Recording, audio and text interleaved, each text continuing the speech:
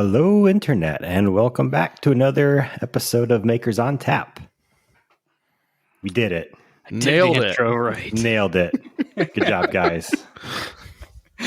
Shit. You want to introduce us? That's the second half of the intro. All right. I did the first part. All right. So, who do we have here tonight? Joe. Chris. And I'm Aaron. Are you? That sounds like the most like alien intro. Like, I am Aaron. fellow human, Aaron. How have you guys been? Man, I had an interesting weekend. I'll say that. I will end up talking about the guild had our first official event that we did like at a convention. So we had a local convention here called PeoriaCon, and the guild like participated in a pretty big way for the convention. So at some point I will end up talking about that. So that's exciting. How about you guys? Exhausted. Yeah, I have not had a whole lot going on. Well, I've had a lot going on, just not a lot of major stuff going on. Put it that way. Yes. Yeah. Oh boy. Yeah. So, Joe, why don't you kick us off? You had like a whole list of things you wanted to talk about. You know, and I wrote them all down. Oh, there it is. Okay. All right. Let's start. Quick side note. Are you also back? Or like, I don't know if you've always been doing this, but I'm back to doing this. Did you write your notes down on paper? I've never written my notes down on paper, but I did tonight. Okay. So I'm not the only one who's like doing that again. Like I weirdly enough, I've been trying to like write things down and then cross them off. I've been doing that for a while. Really? We can go down that whole road if you want to. Interesting. Like I don't know what inspired me to get back on it, because like I did it a long time ago, but ever since I had my phone, I've been like, I'll just do it in the notes app or whatever. But I started putting my like journal next to my PC so I could just write in it more frequently. And what I found myself doing was writing down like my to-do list for the day. And like every time I remembered something, I would write it down in there. And then at the end of the day, I would try and cross out as much stuff as I could. I don't know what got me to do that again, but I saw you looking down and I was like, wait, are you doing that too? Like, dude, that's a whole thing. It's a whole thing. We can make the whole podcast about how writing things down in physical media is so much more powerful than digital media. Yeah. Like, that could be the whole episode tonight. Let's just do that. We can record anytime. So I've actually been thinking about doing some journaling like recently as well. Like I've never been that type of person to do that in the past, but I mean, like, what's kept you from doing it before? It's work. It sounds like work. Well, that and just like the whole ADHD part of it. It's like I will have to duct tape it to my side in order, or even just like to my arm in order to like keep track of it in order to write in it. Otherwise, it's just out of sight and out of mind. I think though, like for me at least, it is a way to zero in on that meditative state. Like it allows me to be able to just like completely shut everything off. Because normally what I'll do is I'll just throw on some music and I'll just like, that's why I have it at my desk. So I'll throw on some music and then I'll just start writing. And until I feel like I've hit a wall, I just don't stop writing. And like, I don't know what's going to come out. I have no intention. Yeah. Like there's not I feel like I have to write about my day or what thing is happening. It's a way for me to get the things that are in my head onto paper. And it just allows me to just like, sometimes just get rid of those thoughts. Some of those thoughts are just like so frustratingly present and I can't seem to just move past them. But as soon as I write them down and give them a place that they have to be, there is a certain peacefulness in that, of just being able to get rid of those intrusive thoughts, whatever those may be. That's at least what inspires me to do it. And I don't I just try to do it as much as I can. I don't have a set regimen of when I need to, but it's more, hey, I feel like I need to, and that's when I do it. Interesting. So I've never really kept a journal before, but I think I mentioned a couple episodes ago, so this was probably like months ago at this point, that I had like a spiritual awakening or at the beginning of this year.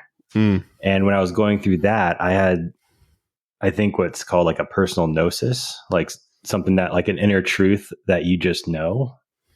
It just came to you, and I felt the need to write it down on paper, like to get it out there. And it was almost like transferring it. It's like, I need to get this onto paper. I need to get this into the physical realm. Yes. You know? Yeah, exactly that. Fascinating. I haven't written anything on paper since. I'm gonna run January. for like 10 minutes. So Go for it. Go for it. Okay, so the first time I ever like really conceptually thought about this is was actually IMTS, the International Machine Tool Show, 2018, maybe. Yeah. We went to a conference after the show that was at M-Hub in Chicago, and a number of people were speaking, many people that we've had on the show, but the one that really stood out to me, I had never heard of before this, but it was the owner of a company called Pearson Work Holding, and his name is James Pearson, and he was really fun to listen to because his whole spiel was he got into machining so he could go mountain biking more. Okay. And it was like the crappy jobs that he worked took up too much of his life. So he got into running a machine, and that made him more money, which gave him more expendable income, which made it so that he didn't have to work as much, so he could go mountain biking more. So then he got a CNC machine so that the robot would do more work for him, so he could go mountain biking more. And then he got into the work holding business and his organizational tools because he wanted to figure out ways to load the machine quicker, make the machine run longer, so he could go mountain biking more. Mm-hmm. That was his whole spiel, is I don't want to work, right? Yeah. And I feel that. As his workload became more immense because he became more efficient at it and started growing a business and started creating products, he found that the only way to keep track of everything that was in his head, because there was a lot, was to write it all down. And he had a daily exercise where he sat down with his notebook for 20 minutes at the beginning of the day, in the middle of the day, and the end of the day, I think. It's been a long time. And would just brain dump into the notebook. And that would free up the space in his mind to have the things that are important. So get rid of, new business ideas, old business ideas, or the to-dos throughout the day, the things to be delegated, the things to be dealt with later. Get all of those out on paper because they don't need to live in your head. When they live in your head, they just take up space for things that should be there. Yeah. And I walked away from it and I was like, that all makes a lot of sense. And then I didn't do anything with it for like 3 years. Of course. Because, that's what we do. Yes. And, as a fellow human, I concur. About a year and a half ago, I started diving really heavily into, I guess, bullet journaling. I hate that though, because it's such a negative connotation now because everybody's I do bullet journaling. I take some of those systems. Really, what it is markdown in a notebook, and that helps me just organize my thoughts, organize my day, organize the things that I have to do. And what you brought up, Aaron, is you have ADHD and so do I, and you would have to be like married to it, and you do, but you also need to give yourself the space and the grace to know that you're going to screw this up.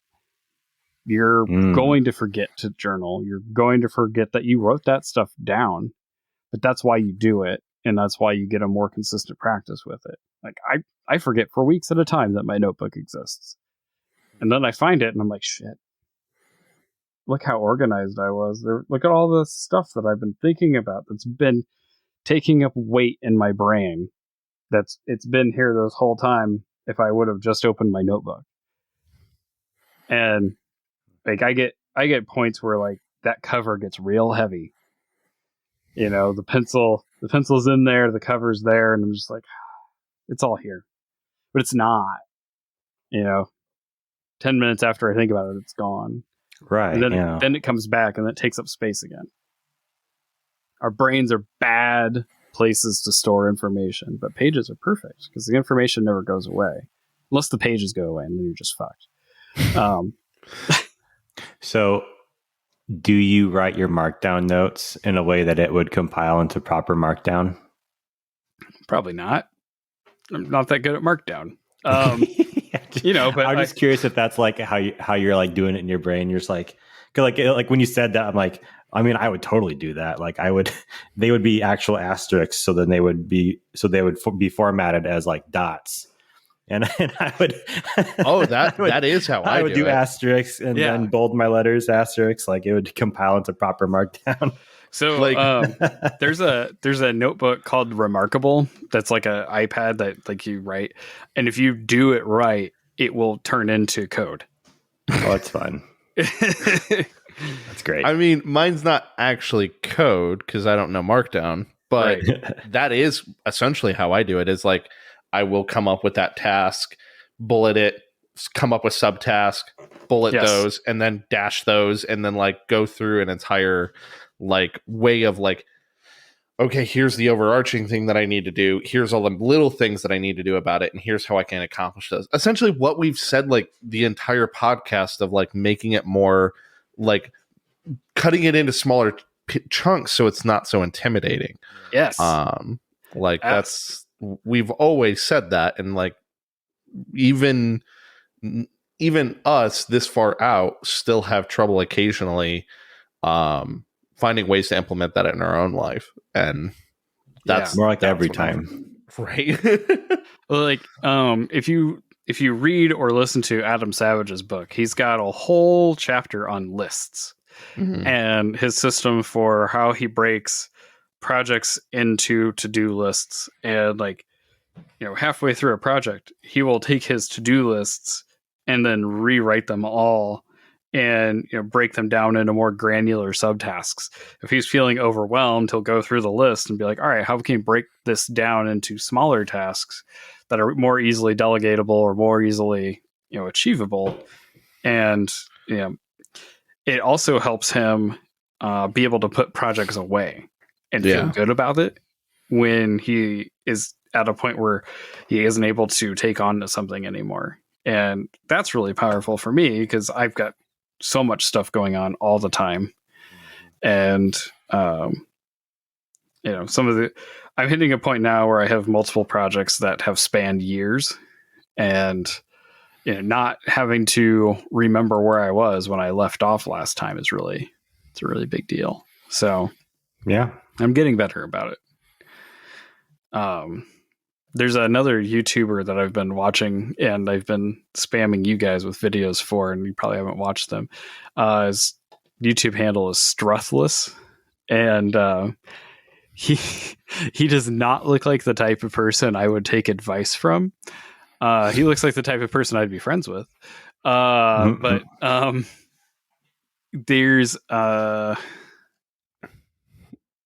he's got a couple videos.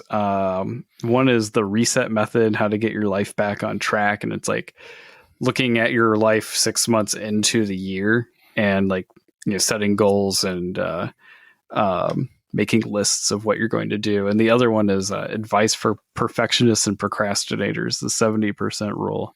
And I watched them both today, and I think it's the procrastinators video. He brings up the whole notebook pages, making space in your mind concept, and it reminded me of all that this morning. So it was actually kind of perfect that we talked about this today. I felt it. That's interesting though that you said the 6 month method of like shooting that out, because like I'm not going to get super into this because this is not my area of expertise, nor do I claim it to be. But I was actually hanging out with some other friends, and we were. How dare you? Right. Having friends is not your area of expertise. Dude, I got you two, and I got about 2 other people. That's about it. That's but no, we were hanging out, and before the other guy got there, actually, you know, Joe knows Sam. So it was Sam and Nathan were the two guys that I was hanging out with, and they had just had what I believe, I'm going to butcher this, I believe was the fall equinox. And it was the celebration of frick. I am sorry, Wiccans and other people. I do not know how to pronounce your holidays. But I thought it was something like Moon or Mindaughter or something like that. It was, but essentially it was the fall equinox. And so Laura wasn't able to make it, and I was just curious about like what this was, because Laura was kind of bummed that they weren't able to. And I was asking him, I was like, so what is this holiday? And he said, essentially, this is the holiday in which harvests are reaped that were sown earlier in the year, and that's what the fall equinox is. And he started talking about how obviously they're not planting physical crops, but what they do is throughout the year for the spring equinox, they plant seeds. And what they'll do is they'll set intentions for what they want to for that time period. And so it's setting those, this is what I want to accomplish during this time. This is what I want to. And they have their rituals and ceremonies around encouraging each other to be able to obtain those things. Yeah. And so the fall equinox is a follow-up essentially of how did you do that? How, like, what fruits came to fruition? What things changed that you weren't expecting? If you planted an apple and got a pear, there's still growth there. Like how did that affect you, and all that kind of stuff. It's unpacking with a group. So it was just kind of a really cool way to see that from a different perspective of like setting intentions and figuring out how you're going to be able to do that.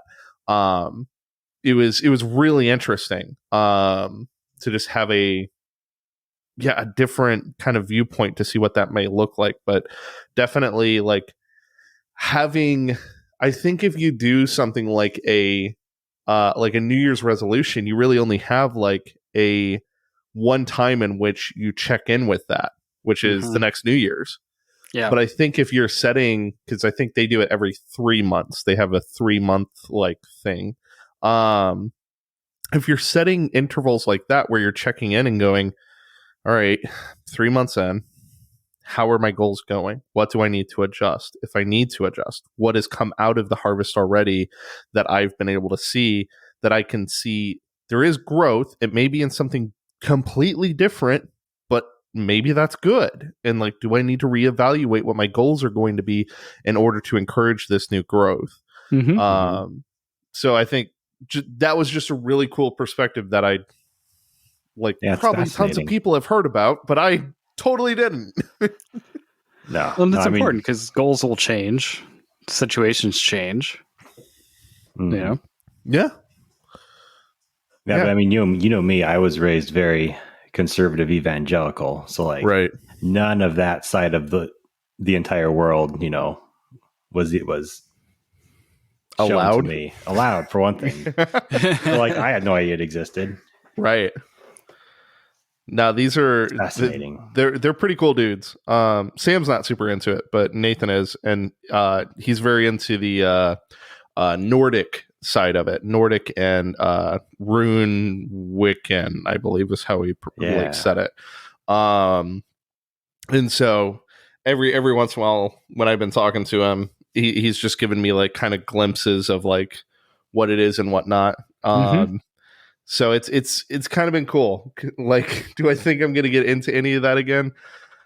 Man, I'm done on spirituality for the rest of my life, I think. But I don't mind learning things from other people. Like having practices like that can totally be incorporated even without having to observe in a ritualistic manner. For sure. Like I think that's totally a healthy thing that you can do. Yeah. I've been on Witch Talk like all year, so I'm kind of an expert.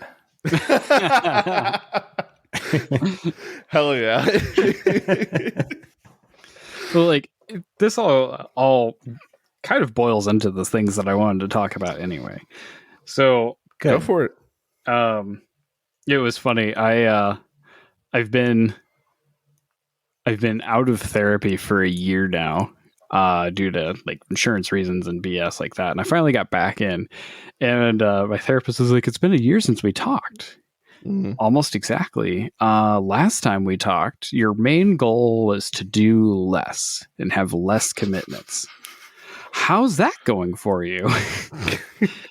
And I was like, well, since then, I had effectively 2 full-time jobs for 7 months. And she just looked at me like I was an idiot. But it was really funny. I was like, I failed at that one real hard. But I made that choice, and it wasn't that had a specific time period, and there were like things there, right? But the rest of the time was like I am actively trying to shed commitments and do these things. And she's like, "Have you ever heard of a book called The Subtle Art of Not Giving a Fuck?" And I was like, "Yeah, I've heard of it. I've never read it, but she's like, you should. And if you haven't read it, it's fun. I hope you're okay with somebody saying fuck a lot. I obviously am. Obviously, for audiobook listeners, then. Yes. But there were a couple like big things that kind of came away from that book. And the biggest ones were not necessarily not giving a fuck, but picking the things to give a fuck about. Right. And choosing them based on what's important now, not necessarily what's important in the past, or whatever weird attachment style you've come up with, or whatever, but making space to be the person you need to be right now.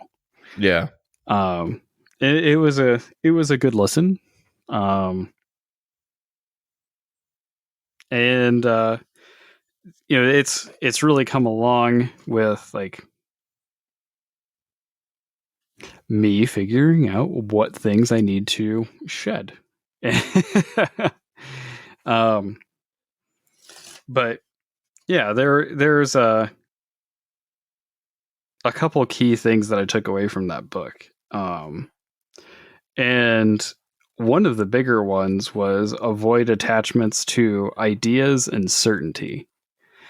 And I think if you follow the course of the podcast from the beginning to the end, whatever we're at right now, I think you'll see like a massive shift in how the three of us have dealt with our ideas and certainty along many different things.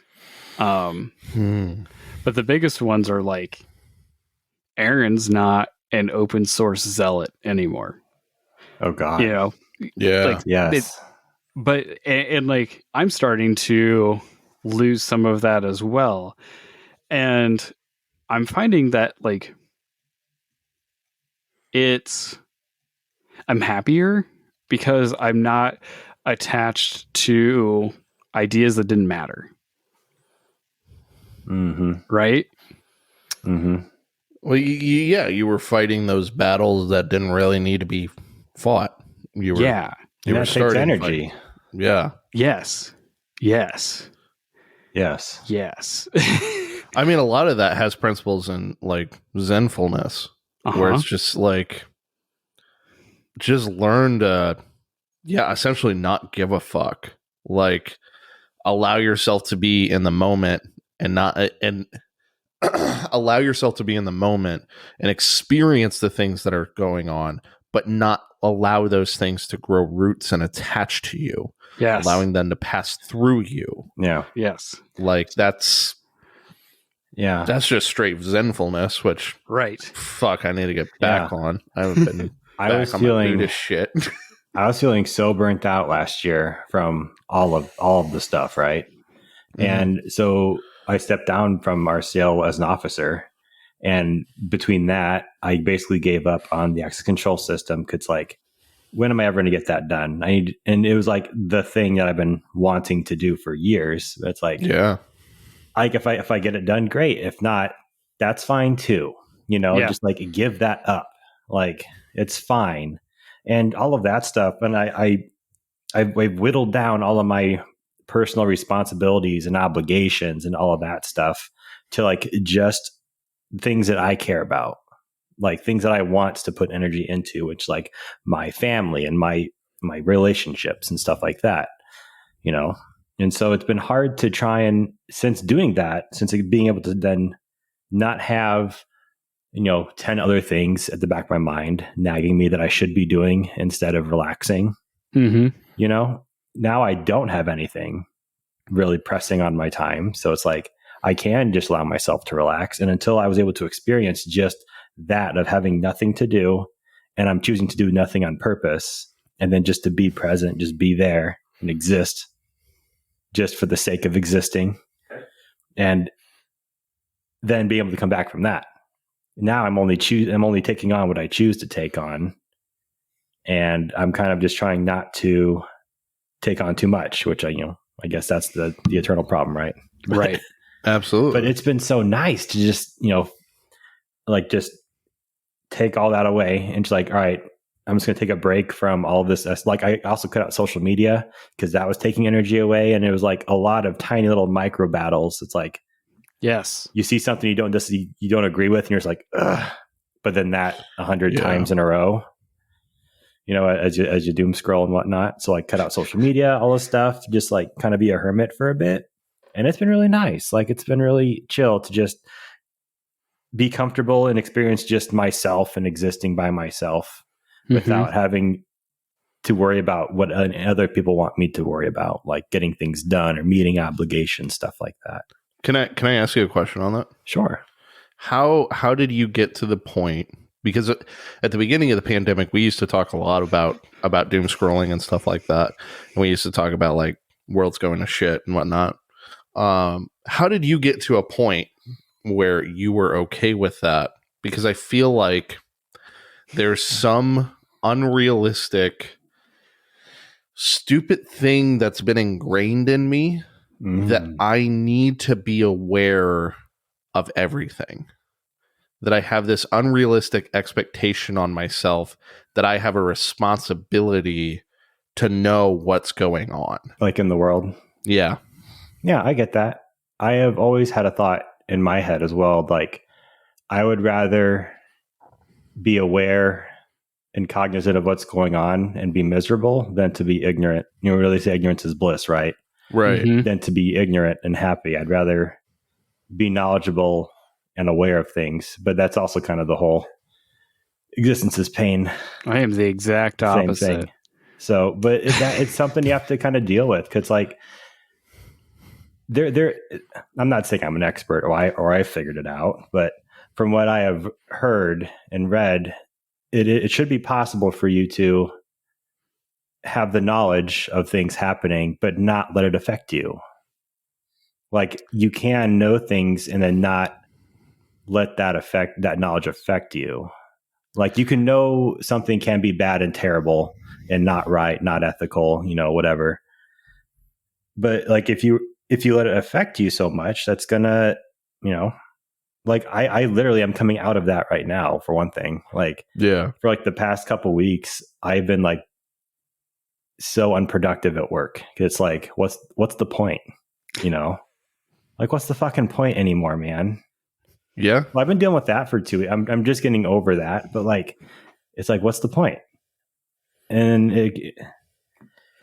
it's tough. It's that sound clip on TikTok that we keep sending each other. It's like, this sound's not trending. We're fucked. It's like, it's being stuck on berries and cream TikTok. It's like, for as much as we talk about being off of social media, we send each other an awful lot of TikToks. I don't count TikTok. I don't either. TikTok has been my saving grace. The only thing that exists on my TikTok is dogs, and it's mostly dogs now, and I'm pretty okay with that. I gotta send you more dog stuff. I'm pretty on dog and corgi TikTok now. D&D TikTok and cosplay TikTok. I've gotten somewhat off activist TikTok, which is like I'm like mixed feelings about. I still get a fair amount of like some stuff that's going on, but my TikTok's pretty concerned or pretty convinced that I'm a lesbian, so that's fine too. Yo, same though.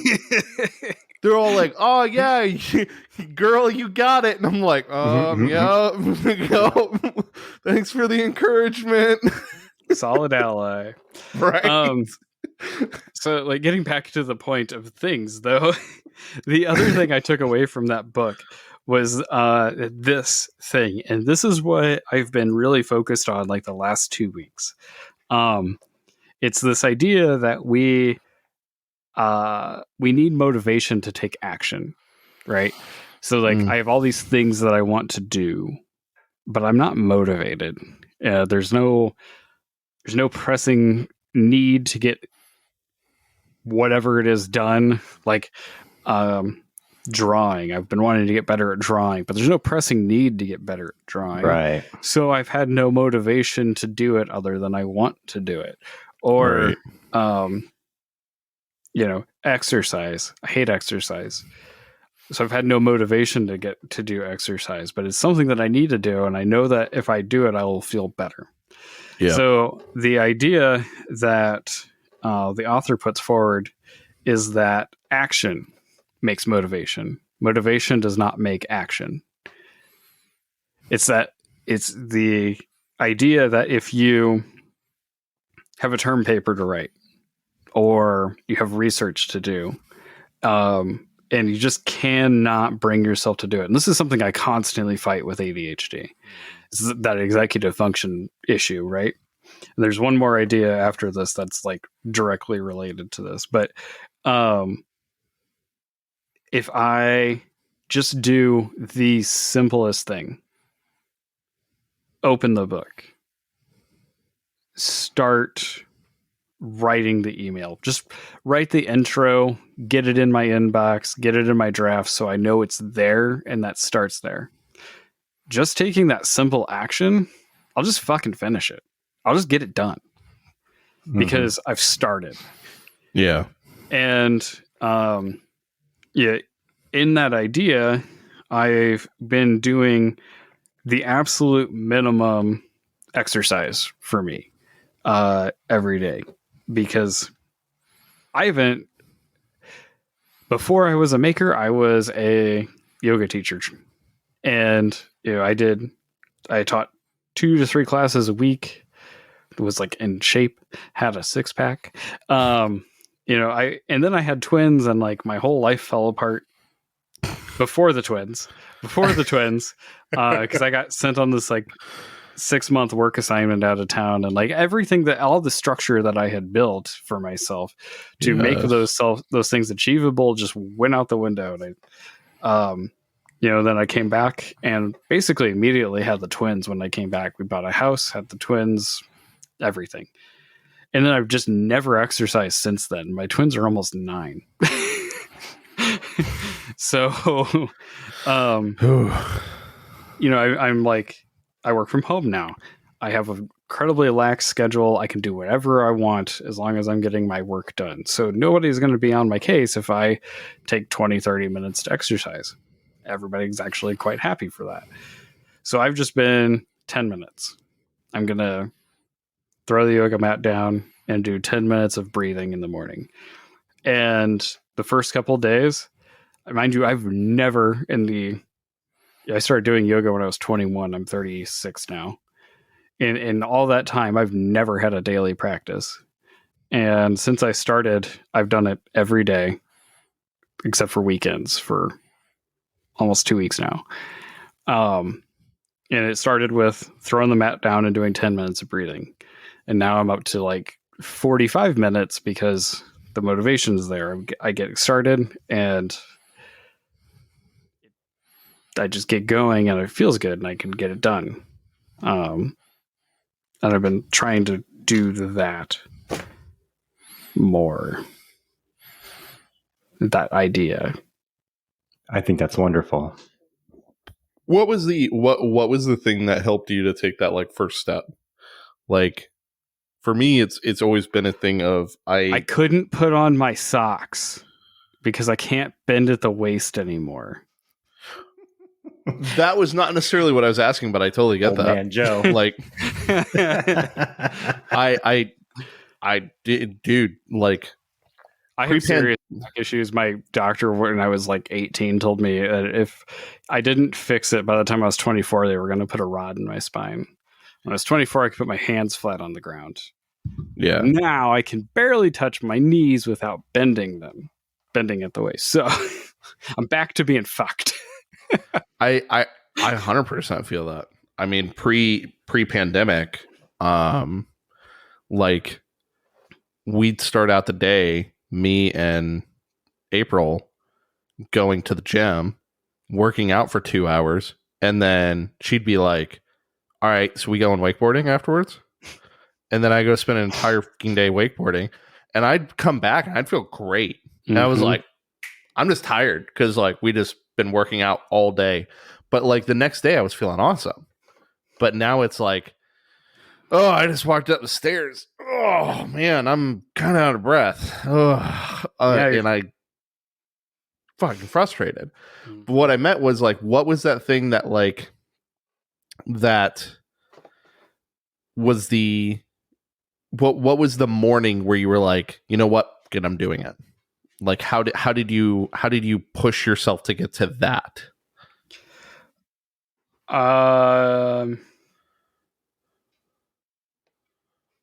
Or is it even mornings? I don't know when you do this. It is mornings. So it was like a Wednesday, and I didn't have a lot going on that morning. And like I've had this in my head since I started working from home full time again in June. Yeah. So it took a minute. But I don't know. I had been scrolling through TikTok for an hour and a half after I got my kids on the bus, and I said, I can't do this anymore. And I went and got my yoga mat, and I just did 10 minutes of yoga. And then I put the yoga mat on the couch instead of back in the corner where it lived. And it's where I can see it. I'm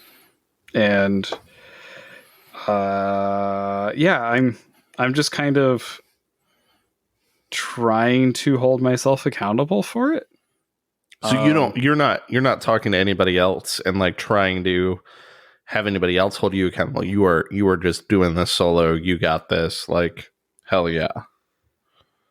I really thought about doing like the whole, I'm going to post this on my Instagram story and like, do the whole social media accountability thing. But,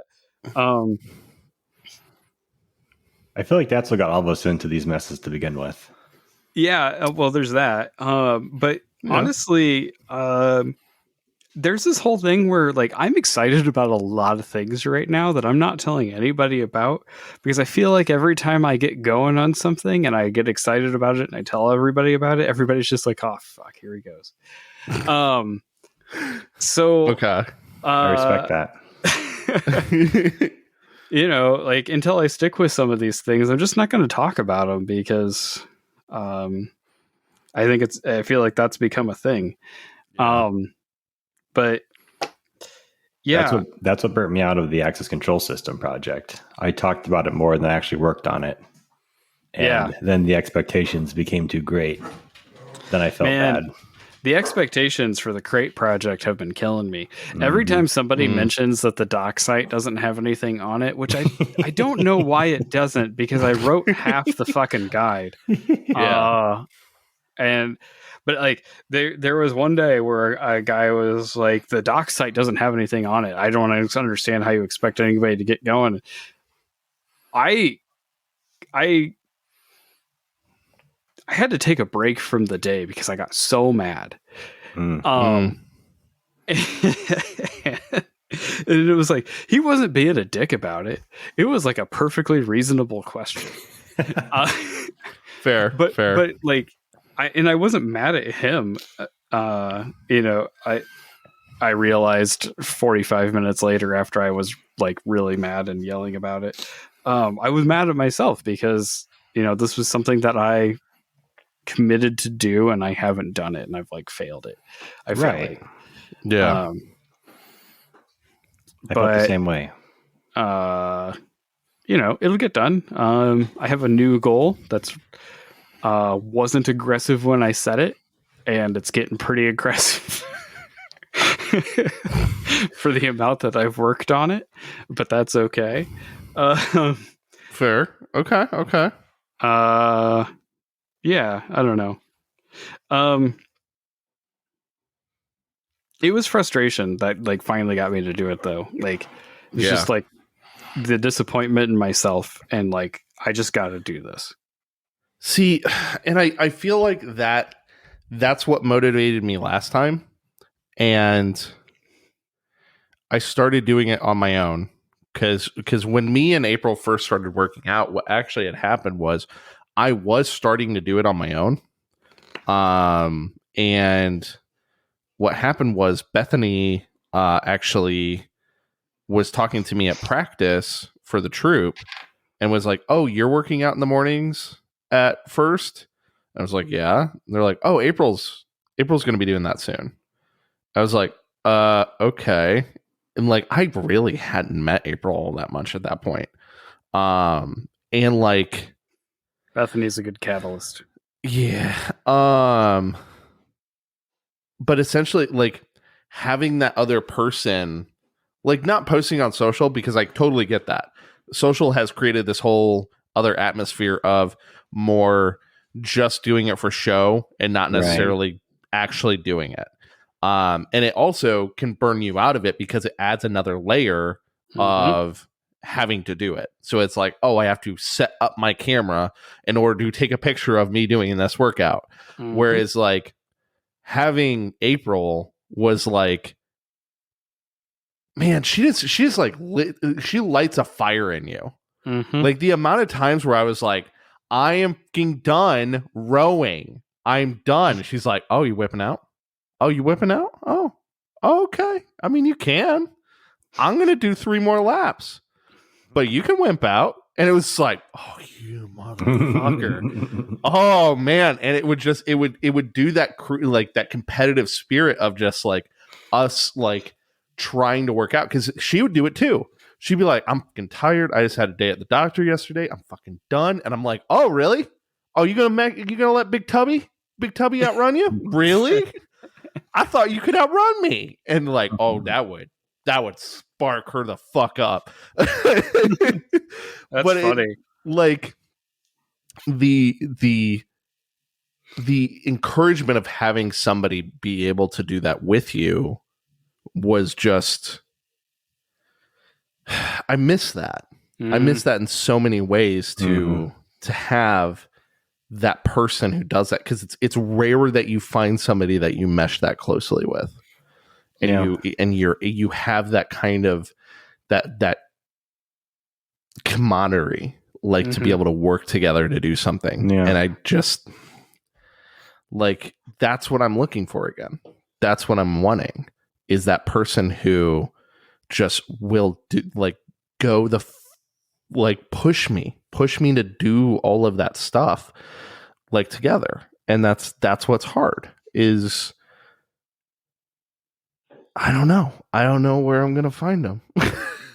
Yeah. Well, I think that's part of the thing, though, right? Like, there's a big part of what's enabled me to do this is I'm not putting any attachment into it, any ritual into it. I'm just so often I set myself up for failure because I'm like, well, I have to be able to do these things, or I have to be able to do it in this place, or I have to be able to do it in this time. And I'm throwing as much of that into the wind as possible and just ignoring everything and just doing it. Yeah. And that's made it easier, but I don't know if it'll make it easier to stick with. A big part of the reason I taught yoga was so that I had to go somewhere that somebody would be upset with me if I didn't. Yeah. God damn it, Joe. I mean, that's what I used to do for editing photos back in the day. Was I would, when I was strictly editing on my laptop, I would not edit in my house. I would go out to a coffee shop, and that's how it kind of created a like timer on myself. Because it's like, as much as I love coffee shops, it's not comfortable to sit in a coffee shop for more than like 4 hours. So, yeah. I would just like go there, get a cup, and know that I couldn't leave until it was done. And so that was a way for me to knock out work really quickly, because I was setting the environment for me to be able to accomplish that goal. Yeah, that makes sense. So the last idea that I've been working with that's been really helpful for me is the 2-minute rule. And basically the idea of the 2-minute rule is if it's going to take less than 2 minutes, just fucking do it. Don't write it down. Don't put it off. Don't add it to your list. Just do it. Just do it now. It's 2 minutes. Hey, instead of throwing the shirt on the chair to hang up later, just hang your shirt up. Instead of putting your dish in the sink, just rinse it off real quick. Instead of, setting something down and not taking the garbage out, just take the damn garbage out. Yeah. And like, that's created so much room in my day. But like, it's also a crutch that you have to like not do, because it's really easy to put off big tasks with a whole shitload of 2-minute tasks. Fair. I could see that. So, but I just started playing with that one like a week ago, and like, I'm really enjoying it, and I'm trying to shove it on my kid right now, because she's so bad. Like, why'd you leave your dishes here? Well, I got in a hurry, and 2 minutes, just get it, just put it away. I don't even care if you clean it, just put it away. Yeah. Like, so those have been the big ones that I've been doing. So, man, we didn't even talk about projects. That's funny. No, we didn't.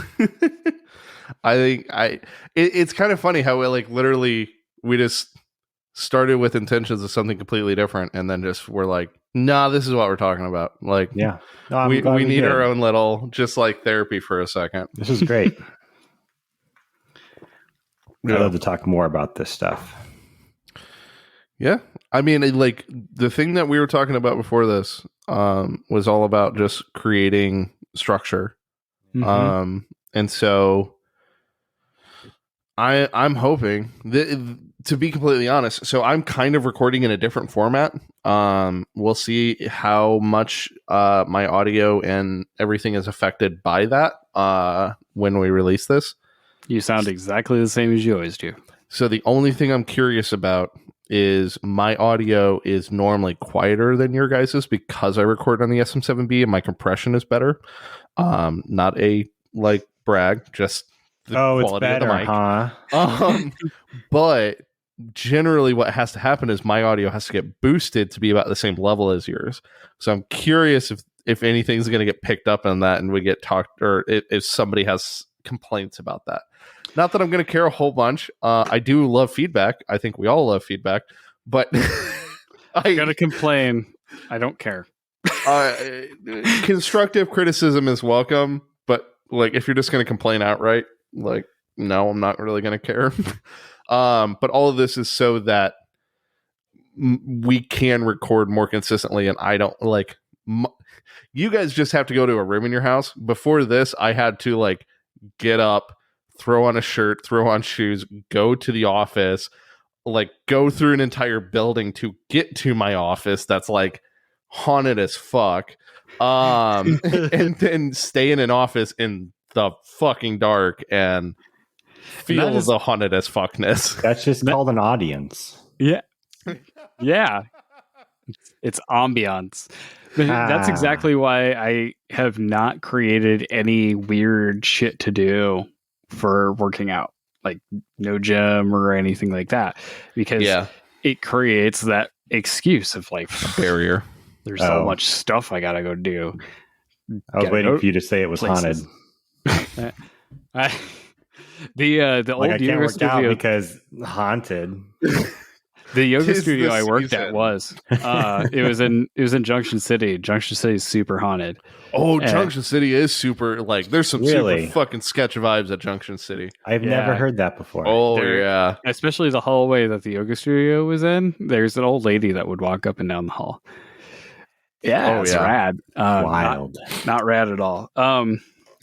But like, this, a lot of this boils down to like what you and I were talking about the other day, Aaron, is just, the podcast taking a different direction from like us trying to get crazy guests and like do different stuff to more like just talking about how we're existing right now and trying to stay productive and how we're getting there.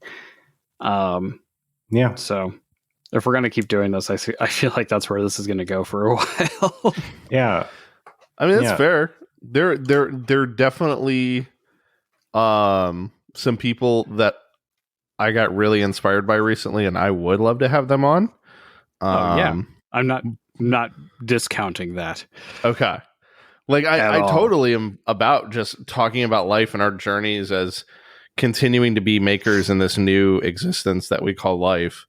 But yeah, no, I wanted to at least put one episode out before we right back to having guests again. But the main ones that I think I'm the most excited about is the Crafted people. The Crafted DIY bar. They are badasses.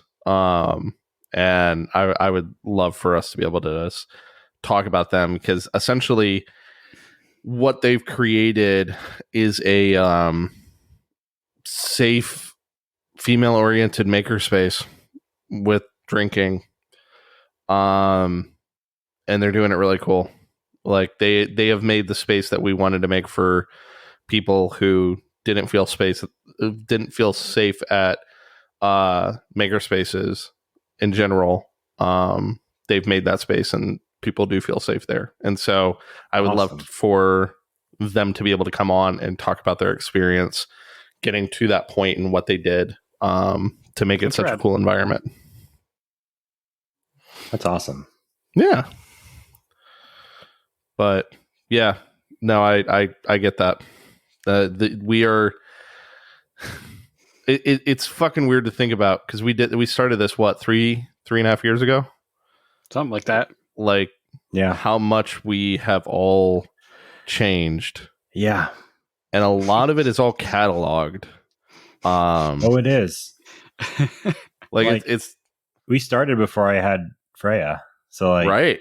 So like pre-parent Aaron, right, and then the slow dissolve of my sense of self over the past 3.5 years. So here we are today. Yeah. Man, I hope I don't get boy. a kid. That'd be weird. That'd be a very unexpected for a lot of different reasons. Be a miracle.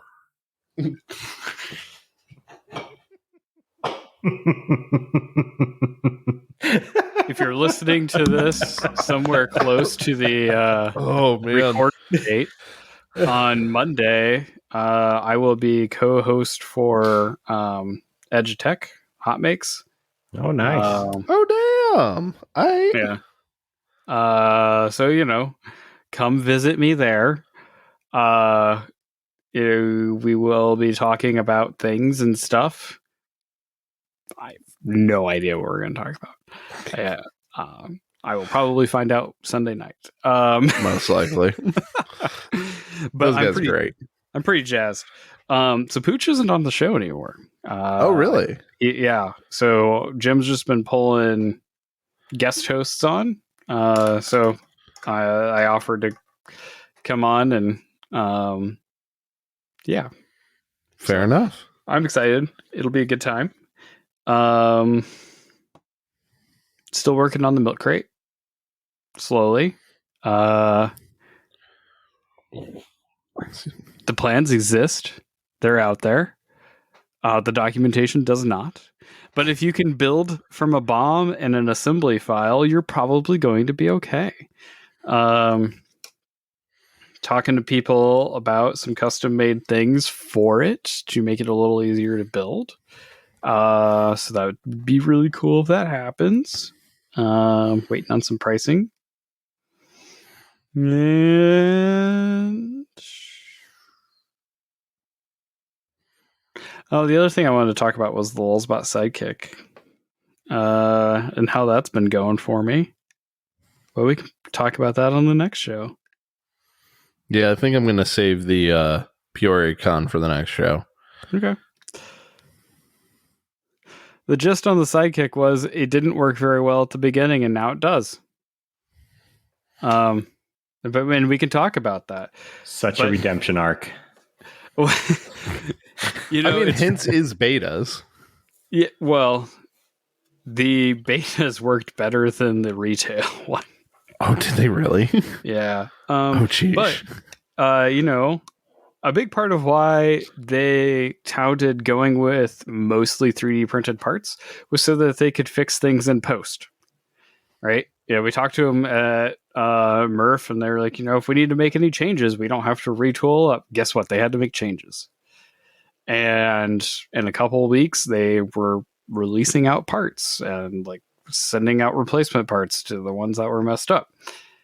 And I changed out the replacement parts, and I've been printing TPU. Look at this. This is a TPU single outline T-slot. Ooh, wow. That's 150 millimeters tall, and it printed real good. So nice. I'm printing with the Hemera head, and it prints pretty awesome. So I'm pretty stoked. But we can talk more about that because I've got comments. Okay. Mostly, you should design your machines to be worked on. Oh, that noise. I have too much experience of that with our Gen 1 things at work where they very much did not think at all about service work. They're like, no, these are going to run forever. No, they're not. I got to put my extruder in the freezer to get it out of its housing, thanks to Kyle. Thank you, Kyle, for your tight ass tolerances. That's funny. That's it. If it works, it works. That's an interesting workaround, but fuck it. That's how you do things in machining world, but not if it ever needs to be maintained. Right? Unfortunately, I can't put an entire projector in a freezer. Yeah, I didn't have to stack up 3 foot long of screwdriver extensions to work on the Sidekick. Like you were telling me the one projector you had to do. Yep. But I still have those. Those are a very like I would in normal times I would use those about 2 times a week. That's wild. Did you ever end up getting the gyroscopic screwdriver I showed you? I was going to work expense it, and then they didn't allow me. So I probably am still going to get it for myself, mainly because it wasn't that bad. It was like, what, 80, 90? Yeah, it's like 90 or $100. I thought it would be gimmicky. It's probably the most used screwdriver in my shop. Damn. I mean, it's amazing. Especially if you're doing anything fiddly and small. There's a lot of stuff that I would love that for. I can torque set M3 screws with it. So nice. Hell yeah. Well, very slick. We're at an hour. We did, Aaron. You good? You wanna throw anything more out there? No, I'm good. Okay. Well, I guess I have been making some tiny steps forward on the access control system. I've decided that I'm not really going to talk about it until I do it. So hell yeah. I have had a little bit of motivation to work on it.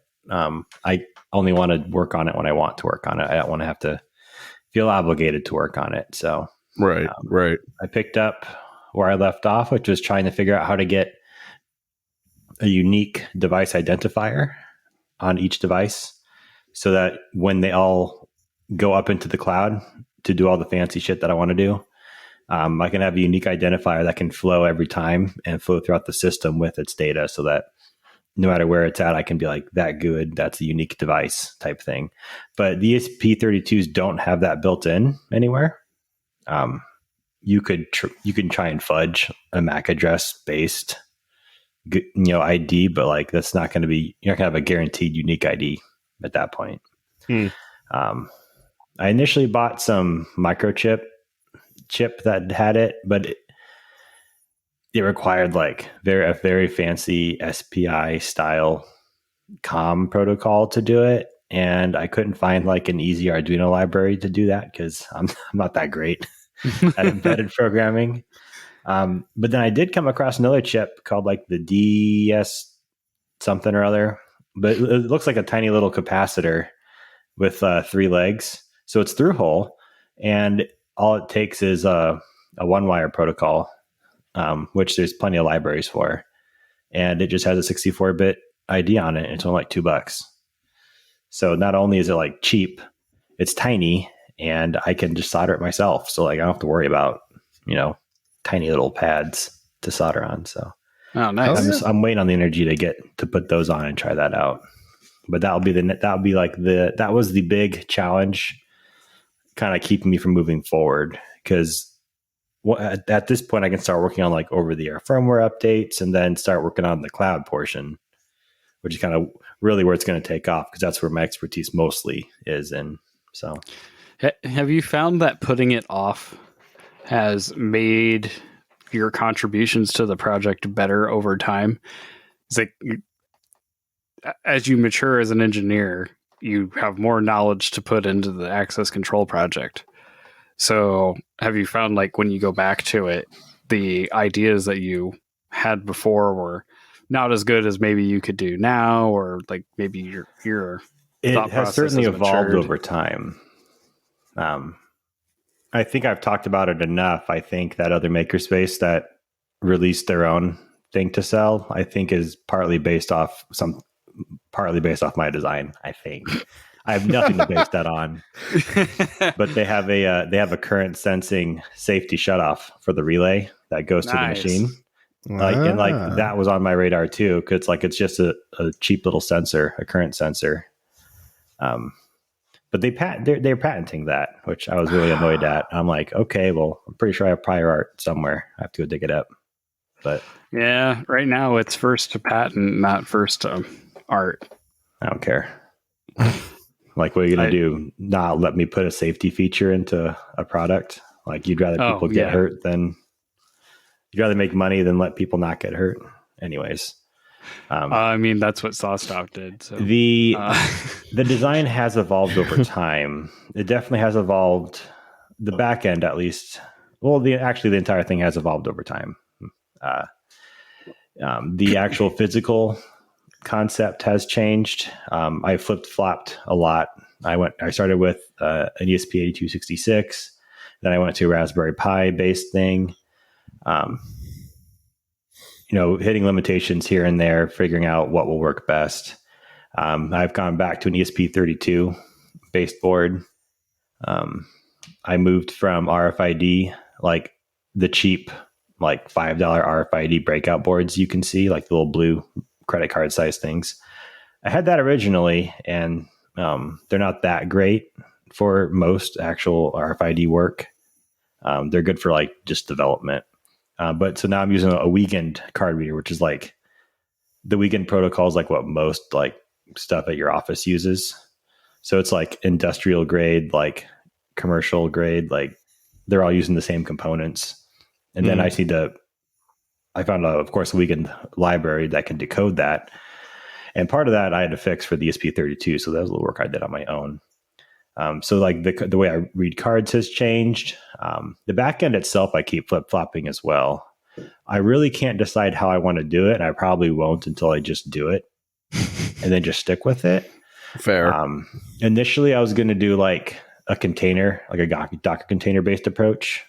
That was stateless. So I could do like load balance, like run the same instance of the container horizontally, have them load balance, have the state stored off the container.